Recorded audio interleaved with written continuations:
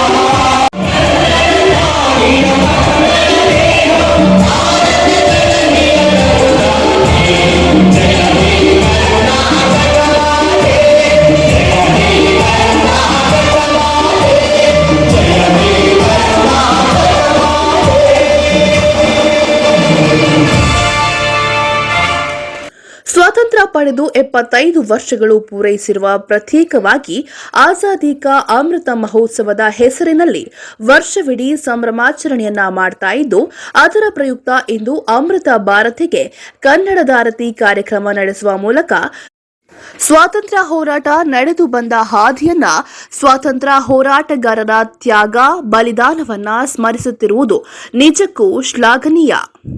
ವ್ಯಾಪಾರದ ಉದ್ದೇಶದಿಂದ ಭಾರತಕ್ಕೆ ಬಂದ ಬ್ರಿಟಿಷರು ಒಡೆದು ಆಳುವ ನೀತಿಯನ್ನ ಅನುಸರಿಸುವ ಮೂಲಕ ದೇಶವನ್ನ ಕಬಳಿಸಿದ್ರು. ಆ ಸಂದರ್ಭದಲ್ಲಿ ಹಲವಾರು ಜನರು ದೇಶಕ್ಕಾಗಿ ಪ್ರಾಣವನ್ನ ತೆತ್ತಿದ್ದಾರೆ. ಮಾತ್ರವಲ್ಲ, ಸ್ವಾತಂತ್ರ್ಯ ಹೋರಾಟಗಾರರ ಬಲಿದಾನದ ಮೂಲಕ ಸ್ವಾತಂತ್ರ್ಯವನ್ನ ಪಡೆದಿದ್ದೇವೆ. ಸ್ವಾತಂತ್ರ್ಯವನ್ನ ಪಡೆದು 75 ವರ್ಷಗಳು ಕಳೆದಿವೆಯಾದರೂ ಪುಸ್ತಕದಲ್ಲಿರುವ ಇತಿಹಾಸವನ್ನ ಓದುವುದು ಮಾತ್ರವಲ್ಲದೆ ಆತ್ಮವಿಮರ್ಶೆ ಮಾಡಿಕೊಳ್ಳಬೇಕು ಎಂದು ಹೇಳಿದರು. ಜನರು ತಮ್ಮ ಹಕ್ಕುಗಳನ್ನು ಕಾಪಾಡಿಕೊಳ್ಳುವಲ್ಲಿ ಜಾಗೃತರಾಗಿರಬೇಕು ಎಂದರಲ್ಲದೆ, ವಿದ್ಯಾರ್ಥಿಗಳು ವ್ಯವಸ್ಥೆಯನ್ನ ಅವಲೋಕಿಸಿ ಲೋಪದೋಷಗಳನ್ನು ಸರಿಪಡಿಸಲು ಪ್ರಾಮಾಣಿಕ ಪ್ರಯತ್ನವನ್ನ ಮಾಡಬೇಕು ಎಂದು ಶಾಸಕರಾದ ನಿಸರ್ಗ ನಾರಾಯಣಸ್ವಾಮಿ ತಿಳಿಸಿದರು. ಅವರು ಈ ದೇಶಕ್ಕೆ ಸ್ವತಂತ್ರ ತಂದು ಕೊಡಬೇಕಾದ್ರೆ ಬಹಳ ಈಸಿಯಾಗಿ ಬಂಗಾರದ ತಟ್ಟೆಯಲ್ಲಿ ಇಟ್ಟೇನು ಕೊಟ್ಟಿಲ್ಲ. ಅದಕ್ಕೆ ಹಲವಾರು ರೈತರು, ಮಹಿಳೆಯರು, ಪುರುಷರು ಹಲವಾರು ಕ್ಷೇತ್ರಗಳಲ್ಲಿ ಸೇವೆ ಸಲ್ಲಿಸುತ್ತವರು ಪ್ರಾಣ ತ್ಯಾಗವನ್ನು ಮಾಡಿ ಇವತ್ತು ಈ ದೇಶಕ್ಕೆ ಸ್ವಾತಂತ್ರ್ಯವನ್ನು ಕೊಟ್ಟರು.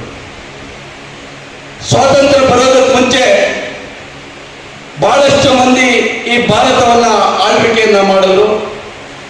ಅದಾದ ನಂತರ ಬ್ರಿಟಿಷರು ಈ ಭಾರತ ದೇಶಕ್ಕೆ ವ್ಯಾಪಾರವನ್ನ ಮಾಡಿ ಈ ದೇಶದಲ್ಲಿ ಇರ್ತಕ್ಕಂಥ ಸಾಂಬಾರ ಪದಾರ್ಥಗಳನ್ನ ವಿದೇಶಗಳಿಗೆ ರಫ್ತು ಮಾಡಬೇಕು ಅಂತೇಳಿ ಭಾರತಕ್ಕೆ ಬಂದಂತ ಬ್ರಿಟಿಷರು, ತದನಂತರ ಇಲ್ಲಿನ ರಾಜ್ಯಗಳಲ್ಲಿರ್ತಕ್ಕಂಥ ರಾಜ ಮಹಾರಾಜರ ಒಳಜಗಳವನ್ನ ತಂದಿಟ್ಟು ನಮ್ಮ ದೇಶದ ಸ್ವತಂತ್ರವನ್ನ, ಈ ದೇಶದ ಹಕ್ಕನ್ನ ಕಸಿದುಕೊಂಡು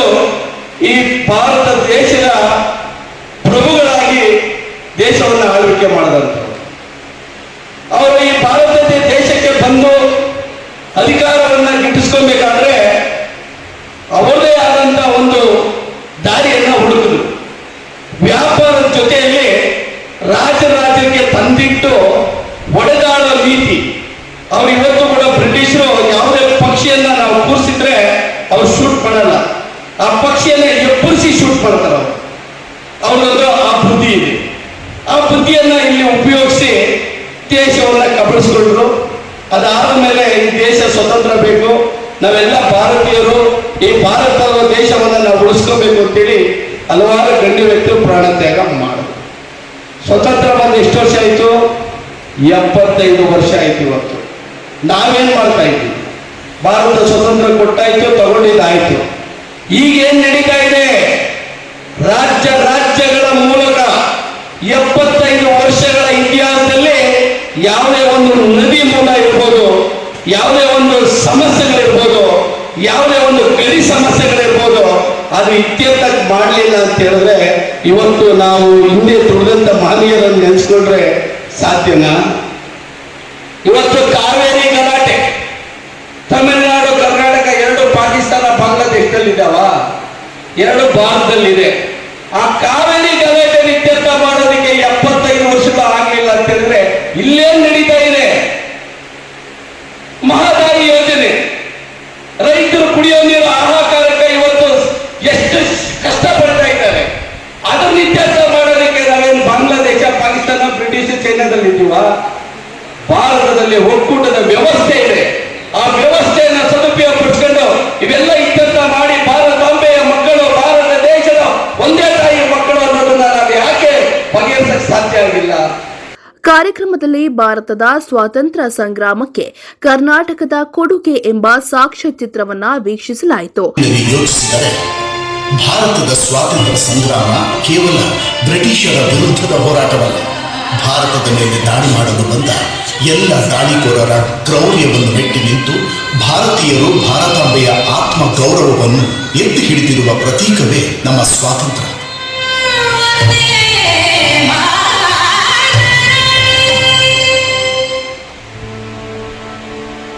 ಬ್ರಿಟಿಷರಿಗಿಂತಲೂ ಮೊದಲು ಹೂಣರು, ಶಕರು, ಅಲೆಕ್ಸಾಂಡರ್, ಚಂಗೀಸ್ ಖಾನ್, ಮೊಹಮ್ಮದ್ ಬಿನ್ ಖಾಸಿಂ, ಮೊಹಮ್ಮದ್ ಗಜ್ನಿ, ಮೊಹಮ್ಮದ್ ಗೋರಿ, ಮೊಘಲ್ ದೊರೆಗಳು ಹಾಗೂ ಇತ್ಯಾದಿ ಹಲವು ಮುಸ್ಲಿಂ ದಾಳಿಕೋರರು ನಿರಂತರವಾಗಿ ನಮ್ಮ ಮೇಲೆ ದಾಳಿ ಮಾಡಿದರು. ಹಾಗೂ ಅಮೃತ ಭಾರತಿಗೆ ಕನ್ನಡಧಾರತಿ ಕಾರ್ಯಕ್ರಮದ ಪ್ರತಿಜ್ಞಾವಿಧಿ ಶಾಸಕ ನಿಸರ್ಗ ನಾರಾಯಣಸ್ವಾಮಿರವರು ಬೋಧಿಸಿದರು. ಭಾರತದ ಸ್ವಾತಂತ್ರ್ಯ ಸಂಗ್ರಾಮದಲ್ಲಿ ಹೋರಾಡಿದ ಅಸಂಖ್ಯಾತ ಸ್ವಾತಂತ್ರ್ಯ ವೀರರ ತ್ಯಾಗ ಬಲಿದಾನಗಳನ್ನು ಹೆಮ್ಮೆಯಿಂದ ಸ್ಮರಿಸುತ್ತೇನೆ. ಅಮಿತ ದೇಶಭಕ್ತಿಯ ಈ ಎಲ್ಲ ಮಹನೀಯರ ಪ್ರೇರಣಾದಾಯಿ ಜೀವನಗಾಥೆಯನ್ನು ಮನೆ ಮನೆಗಳಿಗೆ ಇವೆಲ್ಲರ ಹೋರಾಟದ ಫಲವಾಗಿ ದೊರೆತಿರುವ ದೇಶದ ಸ್ವಾತಂತ್ರ್ಯ ಹಾಗೂ ಸಾರ್ವಭೌಮತ್ವವನ್ನು ಕಾಪಾಡುವ ನಿಟ್ಟಿನಲ್ಲಿ ಸ್ವಾತಂತ್ರ್ಯ ಹೋರಾಟದ ಆಶಯಗಳು ಸಾರ್ಥಕವಾಗುವ ರೀತಿಯಲ್ಲಿ ಸಮಾಜದ ಒಳಿತಿಗಾಗಿ ರಾಷ್ಟ್ರದ ರಕ್ಷಣೆಗಾಗಿ ಕಟಿಬದ್ಧನಾಗಿರುತ್ತೇನೆಂದು ಸಂಕಲ್ಪ ಮಾಡುತ್ತೇನೆ. ಕಾರ್ಯಕ್ರಮದಲ್ಲಿ ಮುಖ್ಯ ಭಾಷಣಕಾರರಾಗಿ ಭಾಗವಹಿಸಿದ್ದ ರಾಷ್ಟ್ರೀಯ ಸಫಾಯಿ ಕರ್ಮಚಾರಿ ಆಯೋಗದ ಮಾಜಿ ಸದಸ್ಯರಾದ ಜಗದೀಶ್ ಹಿರೇಮನಿರವರು ಮಾತನಾಡಿ, ದೇವನಹಳ್ಳಿ ಪುರಸಭೆ ಅಧ್ಯಕ್ಷರಾದ ಡಿ ಗೋಪಮ್ಮ, ಉಪಾಧ್ಯಕ್ಷರಾದ ಗೀತಾ ಶ್ರೀಧರ್ ಮೂರ್ತಿ, ವಿಜಯಪುರ ಪುರಸಭೆ ಅಧ್ಯಕ್ಷರಾದ ರಾಜೇಶ್ವರಿ ಭಾಸ್ಕರ್, ಉಪಾಧ್ಯಕ್ಷರಾದ ಕೇಶವಪ್ಪ, ಕನ್ನಡ ಸಾಹಿತ್ಯ ಪರಿಷತ್ತಿನ ಬೆಂಗಳೂರು ಗ್ರಾಮಾಂತರ ಜಿಲ್ಲಾಧ್ಯಕ್ಷರಾದ ಕೃಷ್ಣಪ್ಪ ಬಿಎನ್, ಕನ್ನಡ ಮತ್ತು ಸಂಸ್ಕೃತಿ ಇಲಾಖೆಯ ಸಹಾಯಕ ನಿರ್ದೇಶಕರಾದ ಬಿ ಮಂಜುನಾಥ್ ಆರಾಧ್ಯ, ದೇವನಹಳ್ಳಿ ತಹಶೀಲ್ದಾರ್ ಶಿವರಾಜು, ದೇವನಹಳ್ಳಿ ತಾಲೂಕು ಪಂಚಾಯಿತಿ ಕಾರ್ಯನಿರ್ವಹಣಾಧಿಕಾರಿ ವಸಂತಕುಮಾರ್ ಸೇರಿದಂತೆ ಕನ್ನಡಪರ ಸಂಘಟನೆಗಳ ಪದಾಧಿಕಾರಿಗಳು, ವಿವಿಧ ಇಲಾಖೆಗಳ ತಾಲೂಕು ಮಟ್ಟದ ಅಧಿಕಾರಿಗಳು ಈ ಸಂದರ್ಭದಲ್ಲಿ ಉಪಸ್ಥಿತರಿದ್ದರು. ವೇದಿಕೆ ಕಾರ್ಯಕ್ರಮಕ್ಕೂ ಮುನ್ನ ದೇವನಹಳ್ಳಿ ಪಟ್ಟಣದ ವೇಣುಗೋಪಾಲ ಸ್ವಾಮಿ ದೇವಾಲಯದಿಂದ ಡಾಕ್ಟರ್ ಬಿಆರ್ ಅಂಬೇಡ್ಕರ್ ಭವನದವರೆಗೂ ಮೆರವಣಿಗೆ ಕಾರ್ಯಕ್ರಮ ಹಾಗೂ ದೇಶಭಕ್ತಿ ಗೀತೆ ಗಾಯನ ಸಂಗೀತ ಕಲಾವಿದರಿಂದ ನಡೆಯಿತು.